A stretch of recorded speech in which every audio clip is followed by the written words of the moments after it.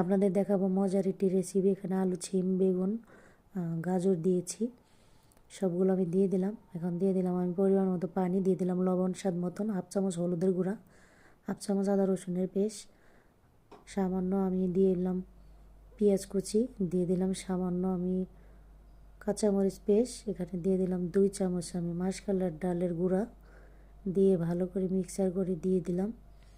এখন বলক এসেছে, নাড়াচাড়া দিচ্ছি। তো আমার রেসিপিটা যদি ভালো লাগে তো আমার ইউটিউব চ্যানেলের নাম নাজমা রান্নাঘর, অবশ্যই সাবস্ক্রাইব করে দিবেন। আর যারা আমাকে ফেসবুক থেকে দেখছেন অবশ্যই ফলো দিয়ে দিবেন।